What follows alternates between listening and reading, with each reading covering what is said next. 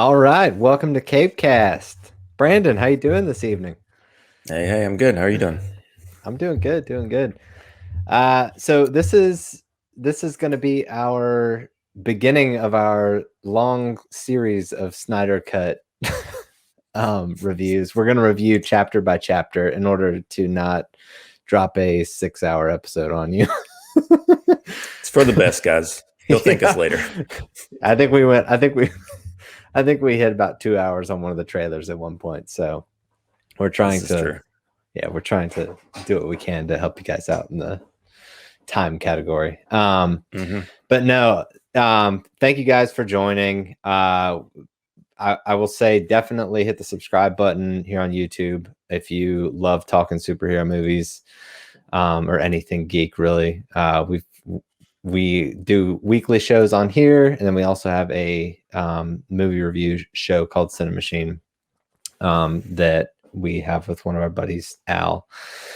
And we would invite you to check that out as well. Also, we are on Twitter at CapeCast Show, and we are pretty much live on there. So give us a follow and definitely hit us up. So I want to start out by saying for these reviews, we're going to try and stay out of the weeds as far as all the drama that's gone on post-release with whether they're going to continue telling this story or not.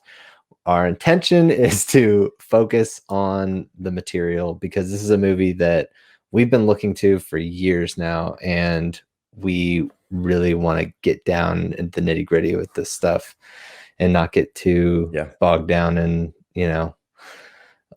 whether it's going to continue or not. There will be plenty of videos that we do talk about that. This is true. But who knows how long? We'll see. Zack Snyder's until we like kind 85 of hang up the cape. All right. Yeah. So but we're doing you. I think you said this maybe, but just to make sure, you said we're doing full spoilers, correct? Like yes. So well, you know what? Should we debut the new spoiler graphic? Yeah, do that. Let's do it. Here we go. Spoilers.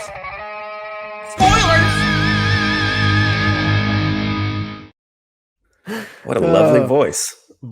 Voiced by the one and only Brandon Duncan. Spoilers. Yeah. It'll catch on. Give it time. Yeah, that was a fun one to watch. He gave me several variations to work with.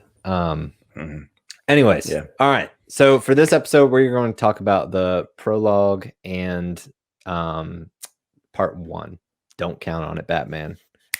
Throw that title card up, Brandon. There it is. Got it. Nice. On top of it. Yep, that's what it says. Part 1. Don't count on it. Well, Batman. You know what? I think we already jumped the gun here because we haven't talked about the prologue. This is true. Well, the prologue is not, I guess, titled, so to speak. So yeah, we did jump the gun a little bit. Well, I'll save it. I'll do it. We'll do it again. Later. It's fine. Yeah, okay. Yeah. Just pretend that didn't happen. All right. So the way just to give you guys some background, we watched this movie. I went and visited Brandon for a couple of days, and we binged this movie several times. We did stay up for the 3 a.m. Eastern time launch. Really? In retrospect, I don't know if that was a good idea. Yeah, originally we were like, we'll stay up, we'll watch it, and then we'll record our reaction right after. And as soon as the credits rolled, your wife woke up from sleeping a full night's rest, and she was like, "So how was it?" We were like, "It was really good." She told me after the fact, she was like, "I'll be honest, when I walked in the theater, I was kind of afraid that you guys hated it." Yeah, we were so dead.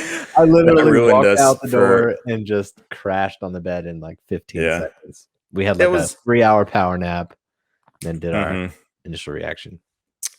Yeah, in hindsight, I mean, here's the thing: I had fun. I enjoyed doing that. I haven't done that since college. I think you said you'd never done an all-nighter before, so first time for everything. And what a time to do it! You know, if there's ever a time to pull an all-nighter, might as well be for this. That's right. So, all right. So we've had, between the two of us, I think you're what, like 9 or 10 viewings now? Finished. Well, I'm about 15 minutes from finishing my 11th. So okay. Well, I think I've got like maybe 8. All right. So 7 intent watches. One that would just was on the background. Keeps growing on me like crazy, and I enjoyed it the first time I saw it. It's just it's just like we say with all of his movies, you just keep picking up on things the more and more you watch it. And that I'm on the 11th screening and it's still happening. I think we may have mentioned this on our initial reaction review, but it's one of those things where our first watch, we were like, it's hard to just judge it on its own, and that's movies in general, but especially a situation like this where we had another version of this movie that existed, and so you're constantly comparing and contrasting in the moment.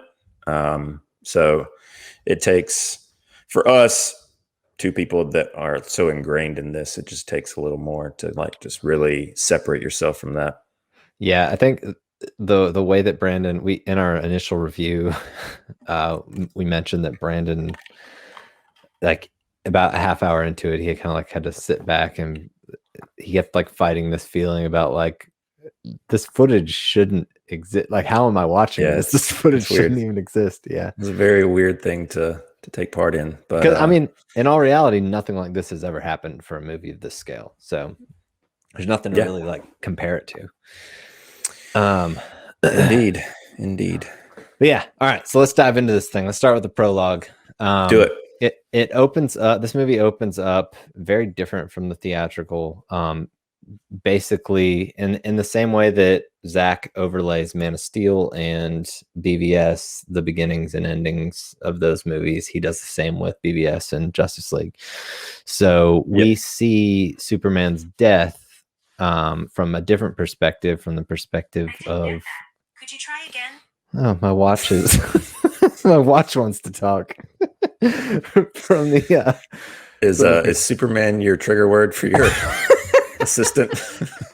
If it was possible, it would be. What's the AI on Krypton? What's her name? Oh, jeez. No, we're not nerds. It starts with a K, I think. Yeah, it's Korra or something. I don't know. Kirish. Yeah. Kirish? I don't know. Could be. Anyways, it doesn't matter. Somebody will let us know. That's right. So movie opens up with the death of Superman. We see it from the perspective of Lois. We see Batman's reaction. We see Wonder Woman's reaction. And Brandon, throw up that Superman death graphic if you've got it. Oh, I do, but okay, it's fine. Do that. All right, there it is. So, what's so great about this is you tonally, the music and everything, seeing the end of BVS, which is, I've said before, my favorite movie, is just amazing to finally see a tonal continuation, just right out the gates. They had the DC logo up with the lightning working its way through it, and I was like, oh yeah, let's do this. Yeah, it's really cool because Zack's kind of done that with all 3 of these movies. Man of Steel had all the logos in this Kryptonian architecture type treatment. Right. BVS had the falling leaves and that kind of stuff for the funeral scene and whatnot. But yeah, definitely in keeping with that motif. Threw me right back. So the entire theatrical of Justice League, I felt zero emotion. And right out the gates, they show that you felt emotion. Yeah, just not the that's right a good kind. point. Yeah. The shot of Lois where you just see her in disbelief of what's happening. Just took me right back there to BVS out of the gates. I was like, all right, we got 4 hours of this bad boy. I feel like let's party. To me, it seemed like those shots of Lois and Batman could have been from BVS, actually shot. And Wonder Woman possibly a new shot. Possibly looks like it was a new shot. Yeah. But yeah, it almost looked like, and I don't know if this was true or intentional, but it almost looked like Bruce had like tears of shock in his like underneath his eye. You kind of see like build up. I don't know if that was something that was intentional or not, but would not surprise me. Yep, it definitely came across that way. There's just so much, like, out of the gates, the stakes in this thing. It's awesome. So he dies, and the sonic scream spoilers. Spoilers. The sonic scream, as Zack calls it, starts firing out from around his death scene. And I loved how he worked his way from Stryker's Island to the scream worked to Metropolis, where it hit Ray and his apartment or wherever. And he kind of like used the scream as a tool to, like, I don't know, set as a transition piece to set different parts of the world that he wanted to, or tee up different parts of the world that he wanted to for the rest of the movie. Which is a tasteful way to do it, in my opinion. Yeah, I thought so. I mean, it kind of sets the table pretty easily. Yeah. As far as the players that are going to be involved right from the get-go. I was surprised that they showed Cyborg, like, I figured, usually in movies they typically kind of like have more of a reveal for something like that, but they just like, here he is, pretty quickly. It did immediately kind of give me that, like, it's just the lighting and stuff in there. He's got the hoodie on, like Frankenstein's monster kind of thing, which is cool. It's obviously a storyline that plays out pretty heavily throughout the film. But the like I mentioned before, the music, that was probably, I guess, because I knew, like from the trailers and stuff, I kind of knew how the movie was going to start. So the music was like the biggest, like, chill-inducing thing of the first, I don't know, 5 or 10 minutes of the movie, just because the theatrical is so not what this is. Does it open with does the theatrical open? I don't even remember. Does it open with the Batman reshoots opens with? Well, yeah, I mean, it has that Superman cell phone footage, and then that's right. Yeah, Batman Parademon on the rooftop thing. Blood Parademon box explosions. Because that's just what they do, Yeah, neon green blood.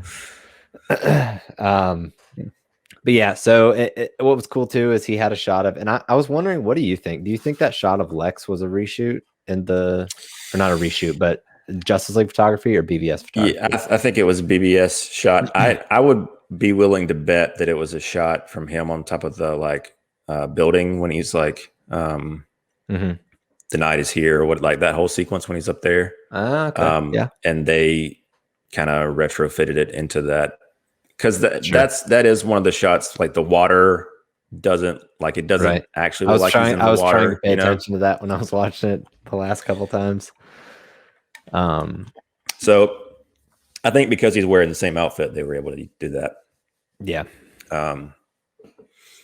But yeah, because it didn't look as like practical, so to speak, as it did in the scene, in the the communion scene in BVS when he's like communicating with Steppenwolf, or the hologram or whatever of it. Right. But yeah. So then the screams head out over the ocean and into Atlantis, which would have been the first time that we really got exposed to this world on kind of more than surface level. If this movie had come out originally as intended. And I will say, I know we've talked about it before. I love how Zack kind of interpreted Atlantean communication and used and I totally understand how in a full-length Aquaman movie, like, it's, that would get old real quick. Every time you want to talk, you got to make a bubble. But I think for these purposes, I just thought it was a cool, it's just one of those things that he, like, you can tell how much thought he puts into developing these things, these movies. Yeah, that scene, I can't remember. They don't have the like sonar communication at that moment. It's later, right? When Mira comes down. It's like right before. Yeah. Okay. But no, I did. It just made me think about it. I'm pretty sure that this is not like, I think I remember hearing Snyder, somebody say this, that this is not necessarily Atlantis. It's like right on the outskirts of Atlantis, so to speak. So he was letting Want kind of take creative freedom with that, kind of like he was going to do with the other directors that were going to like spin off these characters. Right. He kind of gave them a base level and then let them do their thing. He didn't want to. That's why didn't give Arthur his like tried and true costume and trident. He wanted to let Want do that. So right. Seems like he was just, and then obviously the whole communication thing. Want took liberties with that. But yeah. It was cool to see. It's cool to see, like you were saying earlier, just like how these do. And they elaborated on it later, I guess, in the history lesson. But just seeing them tee up all these mother boxes where they are. Very Lord of the Rings. The effect that it has. Right. It was so that the Atlantean mother box gets hit, and then the wave continues, and it into Themyscira, and this whole sequence on Themyscira is like one of the, like when I think back on this movie, it's just one of the like main things I remember, just because of how well it was executed, how awesome the action is, how great Connie Nielsen is as Hippolyta. Well, that sequence doesn't happen just yet if we're doing chronological order. True. Good point. I know you're getting excited. So the way calm you down a little bit. The wave hits the Amazonian mother box. Let the queen. Yeah, exactly. And that whole thing, we saw it in the trailer. I kind of wish we hadn't seen it in the trailer. When the wave hits it, like all of them in there like let out like this primal like war chant almost. Just like they're just sitting there waiting for this moment. And that's it's like, this is like it reminds me of like the Tomb of the Unknown Soldier, where they've probably just been just rotating in and out guarding this thing for years and years and years, so it's pretty cool. So then we head to Iceland. And yes. Go ahead. Well, we'll get there. We're not there quite yet. All right. Jumping the gun still. Calm down. Sorry. It's okay. Sorry. We'll get there. Well, we do need to point out this is technically when the part 1 Don't Count on It Batman comes into play. Okay, so then we get this nice like, lots of like establishing shots of Iceland. Bruce on horseback, traversing, mostly walking the horse, not riding it. But Ben Affleck's like, I'm not getting on that thing.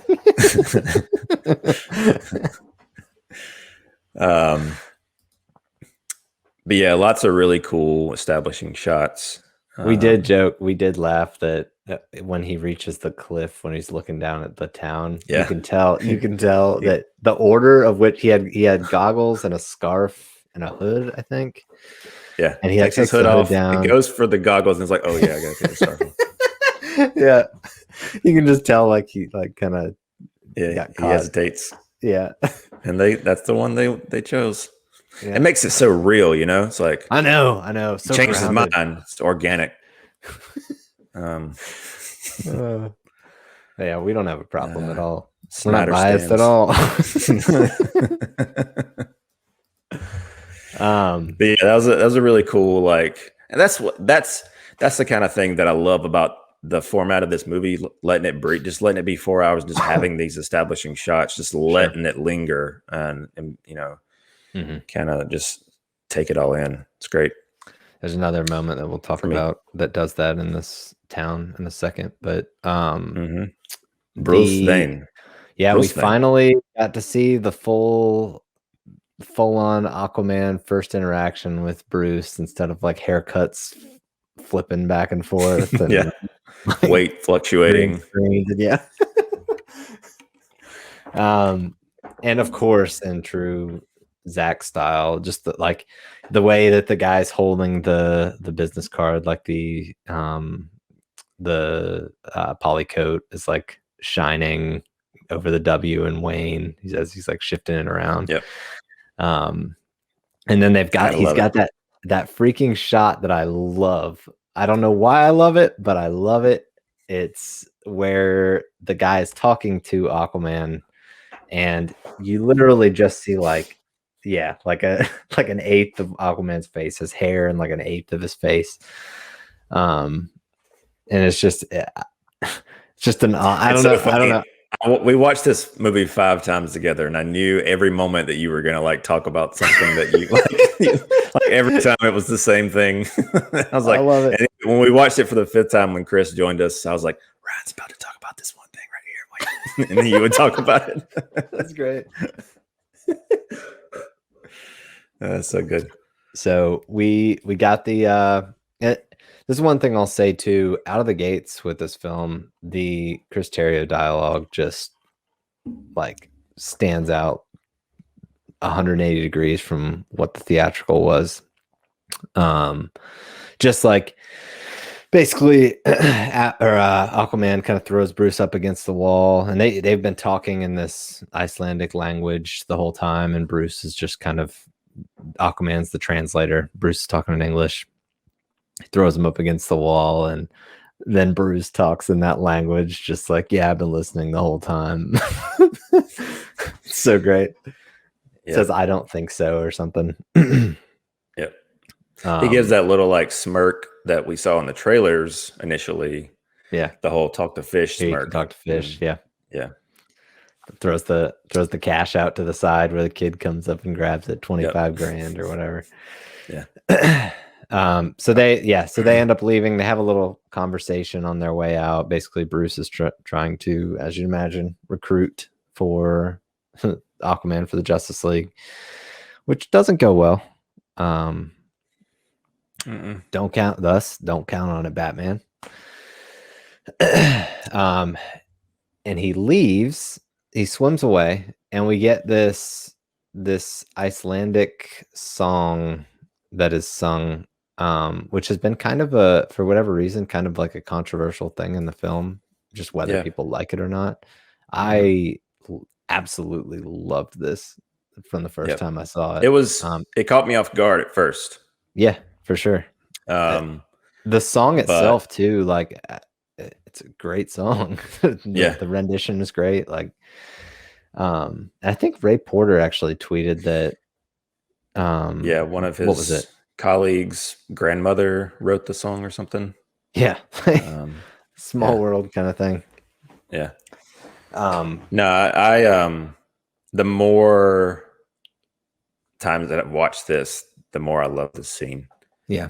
And it's something that I could see, obviously, them cutting if it was ever went like to theaters and needed to be, trimmed down. But it's such a cool little moment and speaks a lot to this dynamic between Arthur and these people. Dude's a deity. Yeah. And helps them survive. Right. And I just love it. I love the beat. I think it doesn't hurt that the song's a really pretty song and got a really very like wailing. It's got a wailing type sound to it, desperation to it almost. But yeah, I think it's a great moment. And it also is the way he kind of fades it out into Martha's scene at Clark's grave. It was an awesome transition. That's one of those that, like, you really kind of what you were saying earlier. Like, if this came out in theaters, there's no way that is included. If it is included, no way it's included at that length. So it's just cool to like you were saying, to see the way that he's able to let this movie breathe and kind of let moments. Even if they would have included, it would have been super truncated, and it would have been like, it just would have kind of been awkward if it was right. You need it to be this length. Yeah. For it to work, in my opinion. Agreed. So Bruce and Alfred reconvene at an airstrip in Iceland. Bruce where he does not let helicopters land. Dude just jumps off. That's his thing. It's a lawsuit waiting to happen. But I wanted to include Costa Rica's nice because exactly. I missed that so much, that dialogue between those two, and how like it really, like those are the scenes where you really see Bruce's character evolve, and like he's actually like, you know, he's out there kicking butt and whatever, but that's where you actually like see him kind of express Alfred's character. He actually like expresses himself too. And he's like Alfred is his like soundboard essentially, right? And it's good to have that. Yep, he's almost like an inner monologue at times for Bruce. True. And then we've got the Lois coffee shop scene. Again, another amazing song choice here. With a little cameo. Look at the guy in the background there. Who is that, Brandon? I don't know. Some suave gentleman with a vest. He looks like he'd be really good at creating Justice League films. You know what? Somebody should hire him. Yeah. Again. Hashtag Restore the Snyders. Yeah. Jinx. Buy me some Coke. But yeah, so the lyrics of the song, essentially, kind of like the meat of it, is they told us our gods would outlive us, but they lied. Obviously, in reference to Superman for Lois, because I mean, the entire character arc for Superman is him dealing with this god level, powers and expectations and that kind of thing. But this sequence is good. It kind of shows Lois's mourning, how she kind of deals day in and day out. She goes and gives a coffee to a cop in Heroes Park, and just kind of reflects.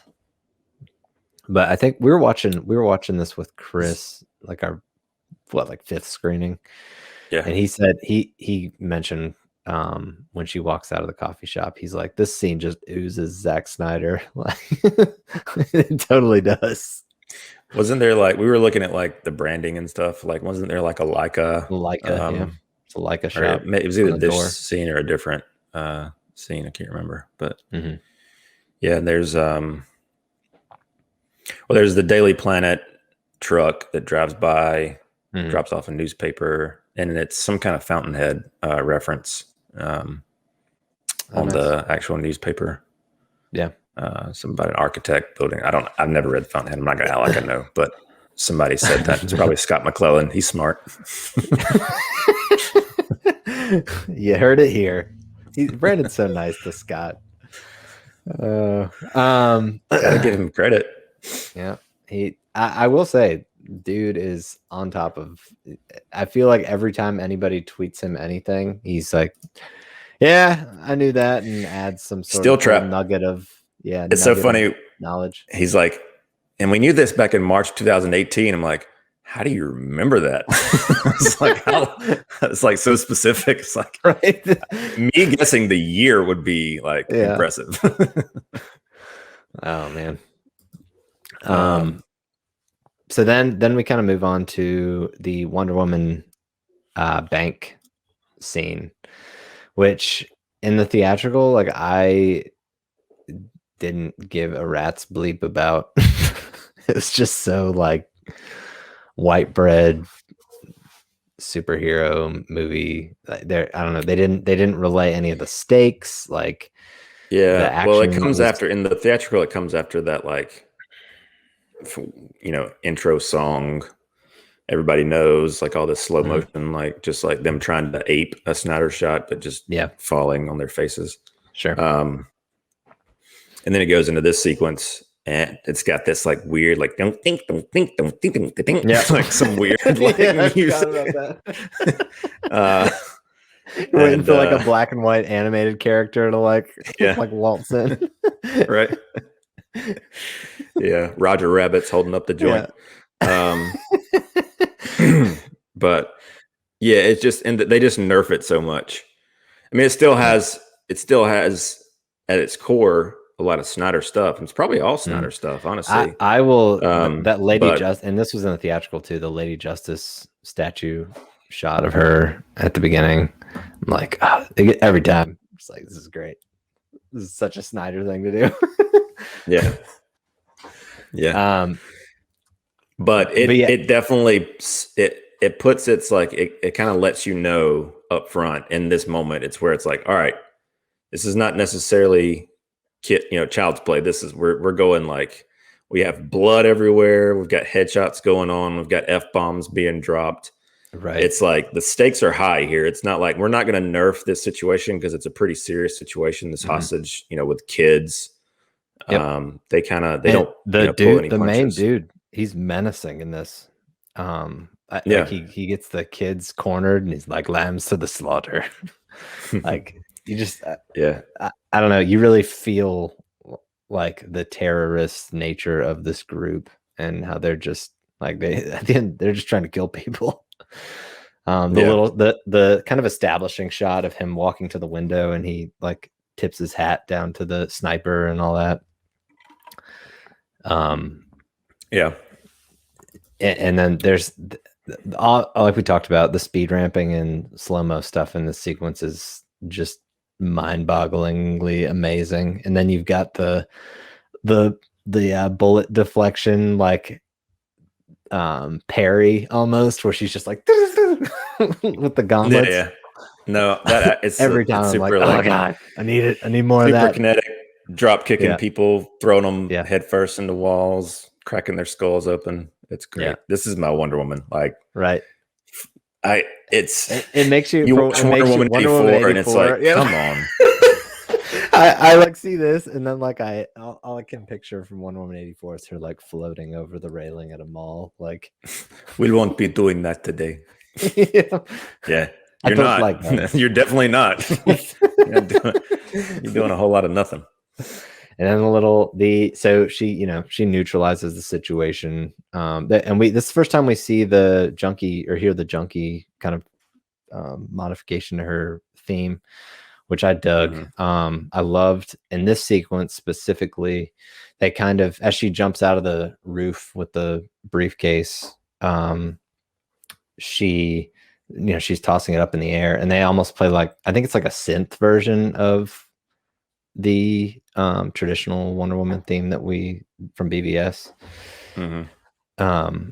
And so I just loved all those little kind of like tweaks and things that were done in this to, obviously respecting the original work, but kind of giving you a little bit of new flavor to play with. Yeah. I think you made the comment that I don't know what you would call it, the little like native chant mm-hmm. that they add to it got a little overplayed towards the end, initial viewings, but it kind of sets in later in repeat viewings. Yeah, it doesn't really bother me now as I'm watching it. So it's just one of those things. Is I think you kind of get used to the pacing and all that, and it just kind of settles in. But we also get the little moment of heart as well with the little girl where she's, "You okay, princess?" And when I watched this, princess. My imagine that heart in a Zack Snyder movie. Who'd have thought? Yeah, I know. My wife. You guys were looking for heart in your theatrical version. You got it. Cut it out. You cut all of it out. Yeah. Wish I could cuss on this podcast. My wife teared up at this moment. It's a great moment. Yeah, it's cool. So moving on, we kind of head back to Amazon land, Themyscira. And now we'll talk about what my mom calls it. Yeah.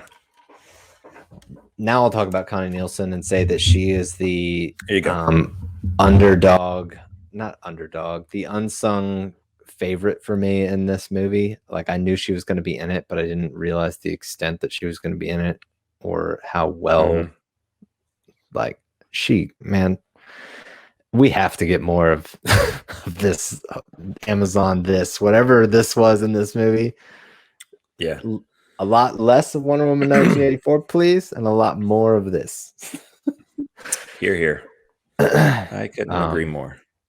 I love this. This is another scene where the Terrio dialogue is just like chill, like gives you chills. The whole evil does not sleep, it waits. And then you've got Steppenwolf's dialogue when he booms in. I think what does he say? Oh, defenders. Like, they failed 100,000 worlds. They always fail.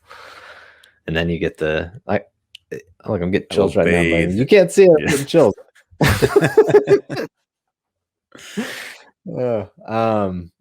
Yeah, and then we get the line from the trailer, the whole daughters of Themyscira, show them your fear, and then they chant back, we have no fear.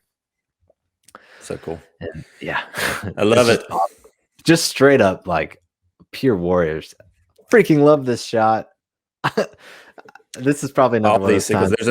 I was debating on pulling. I know that you love this shot, so I pulled this one. But there's another one where there's a Amazonian that's like drawing a bow, and it's got a very shallow focus on it. Dude was freaking working the focus ring in a lot of these action sequences, and I love it. This shot was awesome. She kind of starts out, and if you've seen the movie, you know what I'm talking about. But she starts out kind of like set back, and she it's almost like she's just like has like a mark that she's hitting where it's just perfect focus, and she like dives into it. But there's just like this intensity with the blade pointed right at camera, and the whole thing it's just another one of those, like, this is like pure warrior Amazon, and this is what I want to see out of these characters. I agree. It's pretty great. It is. So we get Hippolyta escapes this little, I don't know what you would call it. So this is a major difference from this in theatrical is the stakes in this moment. Like, in theatrical, he just runs out of the temple. Peace out. Yeah. But this one, it's like she has to make the decision to essentially bury her fellow sisters alive. Right. Which is just like, and then just letting that moment sit in, as where she's looking running over the cliff, and well, they have that moment. She has that moment with one of the Amazons that's like, seal it, honor us, it's right, or whatever, and she does, and then she's right outside the entrance, and the rocks are like tumbling down. She's kind of like, can't believe I did what I just did. Just dealing with that decision that she had to make. I mean, just stuff like that. It's like, it doesn't make sense. Why would you think? Why did they cut that? Yeah, we need a drop for that in this review series. Yeah, that's true. That's true. Oh man, yeah. So we get the long-awaited Steppenwolf Amazon fight through the fields of Themyscira, where the first time we get to see Steppenwolf's armor in full action, which I'm amazed at this of what they did with this character with CG. It was they put so much time into this tech developing, and I think on that was it Hollywood Reporter that did that interview with Zack and his effects guys, but just talking about how them finding a balance of how it has this organic nature to it, where it kind of reacts, and it goes up. It's more spiky when he's in his defense, fighting mode. In this sequence where the arrows are he's got 12 arrows in him, and then he just grunts and snaps the arrows off. That's one of my favorite moments in this movie, honestly. It's he does this gorilla flex type, and just breaks off the arrows with his little spikies. Spikies. Spikies. Little steppy spikies. Little spikies. He's so cute. I love it. He is cute. He gets cuter. He does. We'll talk about that. He does little puppy dog guys later. Stay tuned. I will say too, watching Justice is Gray, in this sequence specifically, any infidelities with like the surrounding environment that I noticed in the original release, like completely gone in Justice is Gray. Like everything looks so real. And that's not, and when I say that, the original full color release too is nothing to sneeze at, but that was just something that I noticed when I watched Justice is Gray. This stood out to me. That's kind of the nature of that format. I mean, that's why Sure. it even exists in the first place for these kind of situations where, you know, they show it like in initial stages and, you know, post-production when they're screening it, they often do that. That's kind of, you know, right. A little bit of a, you know, behind the scenes type thing that goes on. It's faster to render that in black and white if you're, you know, editing on the fly and whatnot, trying to get new cuts out, as well as hiding any like imperfections in CG and that kind of thing. Right. But I will agree with you that the Justice is Gray version does look really good. Last night was the first night I had like paid attention to it because the day it came out, I had to have it on while I was working. But yeah, it looks really cool. Yeah, that's another one that I think I've seen that one twice. I need to rewatch that one again. Yeah, it's time. Yeah, it's been so long. So essentially, the part one closes with right when Steppenwolf booms out and he says the great darkness begins. And that's where we will pick up for part two. One thing I do want to say before we take off is the action here is amazing. Like him battling with throwing the horses around, like basically like ragdolls, almost beheading an Amazon. Right. Definitely slitting her throat. I mean, that axe, I'm sure they like refrain from beheading her, but I mean, you can imagine. Yeah. Big spurt of blood there. Brandon knows his axes. And I think I do. Yeah. All that stuff is great all around. And just like, and a lot of that stuff was retained in theatrical, but just like how it all pieces together because they have more elements to it. That Steppenwolf looks like I don't even know how to describe him accurately.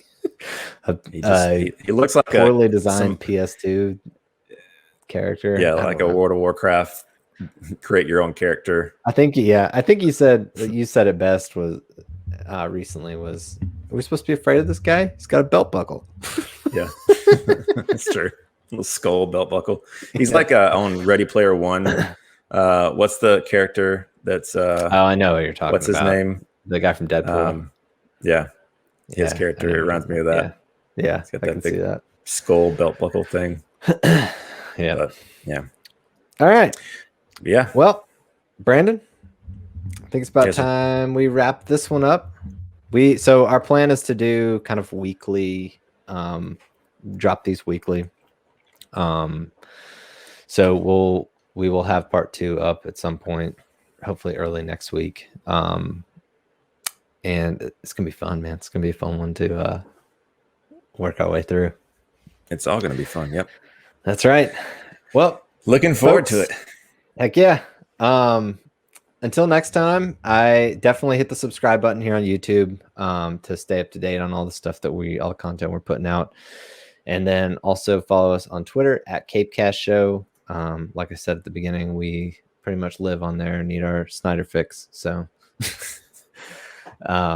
definitely reach out to us on there. We love talking all things superhero, all things geek. So until next time, my friend. So long. Bye.